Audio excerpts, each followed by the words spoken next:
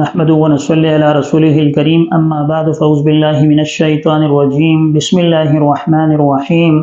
وعن علي رضي الله تعالى عنه قال سألت النبي صلى الله عليه وسلم عن المزي فقال من المزي الوضوء ومن المني الغسل صدق الله العلي العظيم۔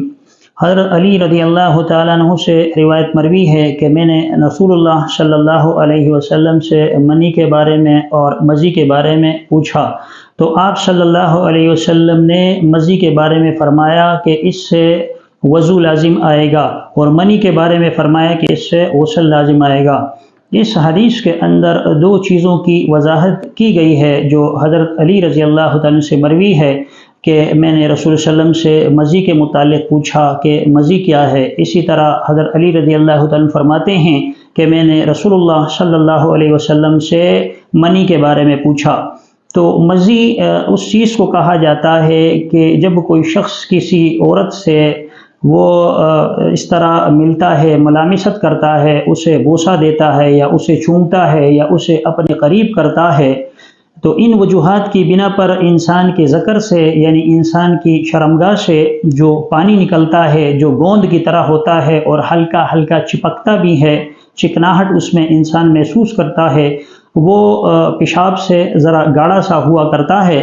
تو اس کو مزی کہا جاتا ہے۔ اس سے رسول اللہ صلی اللہ علیہ وسلم نے فرمایا کہ اس سے انسان کا وضو ٹوٹ جاتا ہے۔ یعنی ایک آدمی ایسا ہے کہ وہ اپنی گھر والی سے صحبت تو نہیں کر پاتا یا صحبت نہیں کر رہا، لیکن اپنی گھر والی سے وہ بوس و کنار کرتا ہے یا اس کے ساتھ وقتی طور پر گرمی حاصل کرنے کے لیے سردیوں کے موسم میں لیٹ جاتا ہے، تو ہلکا ہلکا جو پانی نکلتا ہے وہ مزی کہلاتا ہے۔ اسے چاہیے کہ استنجا کرے اور استنجا کے بعد وضو کر لے، تو اس سے اس کی نماز اور دیگر عبادات وغیرہ وہ صحیح ہو جاتی ہیں۔ لیکن جس سے غسل لازم آتا ہے اس کو منی کہا جاتا ہے، جو چھلانگ کے ذریعے سے یا وہ کود کر یا یوں سمجھ لیے کہ جھٹکے کے ساتھ جو نکلتا ہے، اور اس کے بعد انسان اطمینان محسوس کرتا ہے اور انسان اپنی جسم کے اندر معمولی سی کمزوری بھی محسوس کرتا ہے، اس کو منی کہا جاتا ہے۔ اور جب کسی انسان کی منی نکل جائے، چاہے وہ مرد ہو چاہے عورت ہو، تو اس پر غسل لازم ہو جاتا ہے، اور غسل کے بغیر نہ اس کی نماز صحیح ہوتی ہے، نہ وہ قرآن کریم کی تلاوت کر سکتا ہے، اور نہ اسی طرح دوسرے عبادات کی بجا آوری کر سکتا ہے۔ غسل وہ اپنی بیوی کے ساتھ جو ہے وہ صحبت کرنے سے لازم آتا ہے۔ اسی طرح مرد یا عورت کا احتلام ہو جانے کی صورت میں غسل کرنا لازم آ جاتا ہے، یا اسی طرح کوئی عورت ایسی ہے جو ایام میں سے ہو، یعنی اس کی ماہواری کے دن گزر رہے ہوں، تو جب اس کی ماہواری ختم ہو جاتی ہے، اس کے مینسز ختم ہو جاتے ہیں، تو اس کے بعد نہانا اس پر لازم ہو جاتا ہے، اس پر واجب ہو جاتا ہے۔ تو ان صورتوں کے اندر وہ غسل کا کرنا لازم آتا ہے، اور اس کے بغیر نہ نماز ہوتی ہے، نہ قرآن کریم کی انسان تلاوت کر سکتا ہے، اور نہ انسان جو ہے وہ عمرہ اور حج کی زیارت کر سکتا ہے، یعنی عمرے کی ادائیگی بھی بغیر غسل کے نہیں ہوا کرتی۔